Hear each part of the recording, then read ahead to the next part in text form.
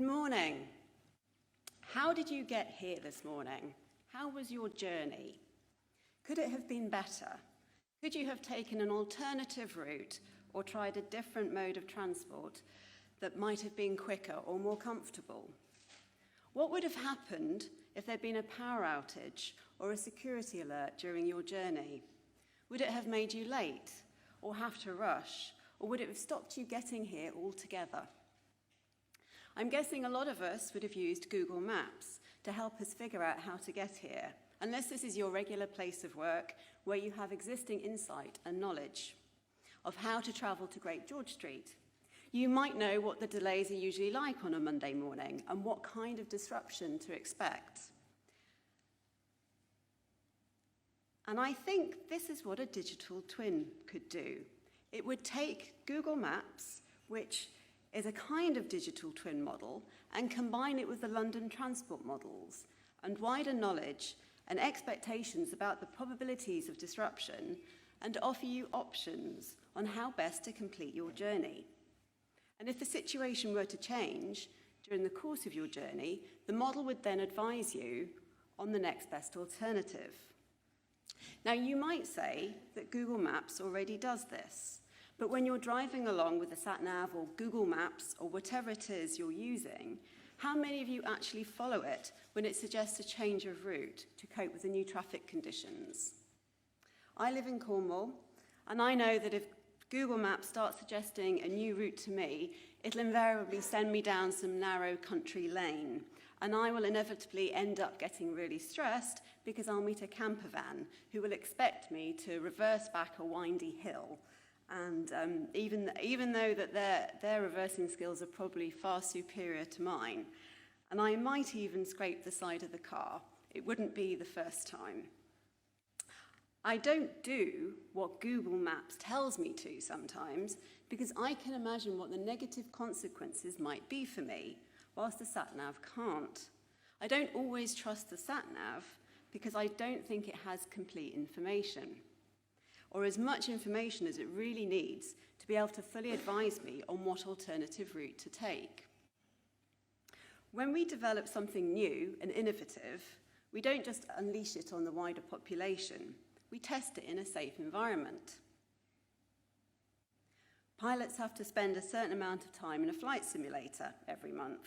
Companies test new products with a limited number of customers, and a good chef tastes the dish before they serve it up and takes feedback, whether it's positive or negative. But it's difficult to experiment with infrastructure because it involves such large costs and large pieces of equipment and land. So this is where digital twin models will be particularly useful. Imagine if we were thinking about building a really fast, long train line. How could we actually think through all the permutations of what that train line could look like, or what the consequences, both positive and negative, could be? As humans, I don't think we can. But with the aid of machines, I think we could make a better job of it. Artificial intelligence involves the development of machines that can think. Models that can learn from data can make more informed predictions about the future. So it could be possible to develop models which can predict solutions to future problems and also help to identify what future problems we'll face and what we need to do about them. What if I want to know the lowest carbon way of travelling from Cornwall to London?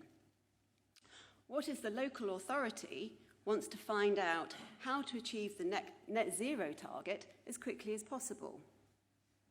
We all hear about the need for more housing. More housing in your town means more cars and more people who need electricity and water and broadband. More people in a town means greater pressure on hospitals and schools and perhaps the need to build new ones. Where would these be best placed? And how can we change the way that we do things, perhaps to avoid having to build the new schools or hospitals, perhaps because there isn't the budget to do so? I think that it's really exciting that in the future it may be possible to predict what kind of infrastructure we'll need to meet climate change targets, in particular to increase our resilience in the face of extreme weather events or security threats, so that we can simulate and plan suitable responses that minimise damage. When I start to talk about the predictive capability of digital twins, some people's eyes start to glaze over, as some people are thinking, well, we haven't even got a database of where our pipes and wires are, so how are we going to start predicting what we need in the future? I think it takes some imagination and optimism to believe that a national digital twin can be achieved. It requires government funding and support, of course, but more crucially, it requires people to make it work. It's not so much about the technology, but the people behind the technology, the data scientists and the AI specialists. And if you don't fall into these categories, people like you and me, the enablers, the people who want to make it work and who see what the benefits of a national digital twin might be. And it's important to ensure that we get the funding that we need for university places to train the students that we need to develop these models in the future, and to ensure that there are enough people who understand and believe in the concept. I think the main barriers to the development of digital twins will be human rather than technical. If not enough people believe in our ability to develop these models, and if there is resistance to the development of these models through lack of imagination. Similarly, the catalyst for the development of these digital twins is people, as people like you and me work hard to make digital twins work for us. I would like to pick out a few people who've been instrumental in furthering the vision of the National Digital Twin. Barry Blackwell at Bayes, who continues to develop the concept and its application from within government. Mark Enzer, who leads the Digital Framework Task Group and brings people together across industries to work together on digital twins. And Dr. Alexandra Bolton, leading the work of the Centre for Digital Built Britain, who provide the focal point and the technical know-how to make all this happen. And I would also like to mention the really important collaboration between the Centre for Digital Built Britain and the Alan Turing Institute and the network of universities carrying out the research in digital twins, because it is this kind of collaboration which will accelerate our progress towards the national digital twin.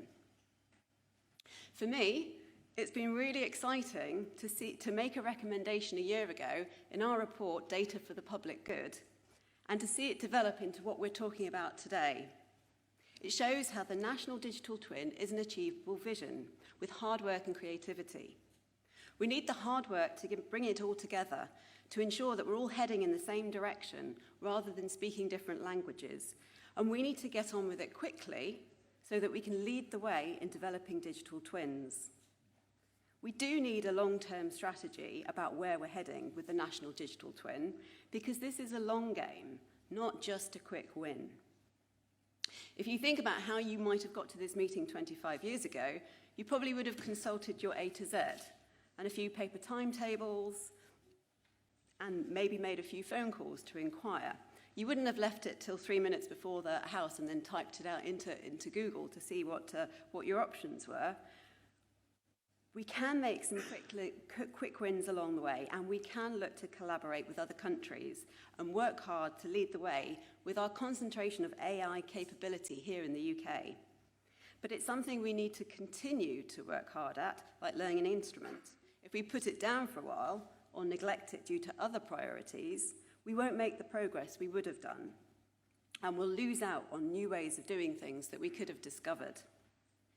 We need to carry on in pursuit of functional digital twins, which are interconnected and tell us more and more about better ways of doing things. It is about the journey and the destination here. Along this journey, there are milestones where we find that digital twins can deliver benefits for individual companies, like an engineering company increasing engine efficiency and safety.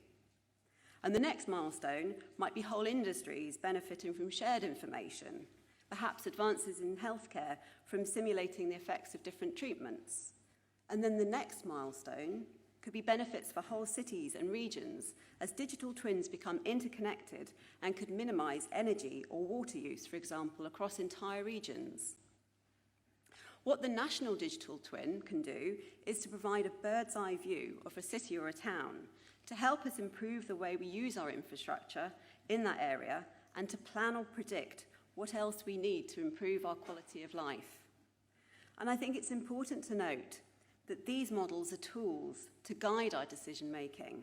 They will not make the decisions themselves. We can still be the ones to decide how we want to get to work in the morning. Thank you.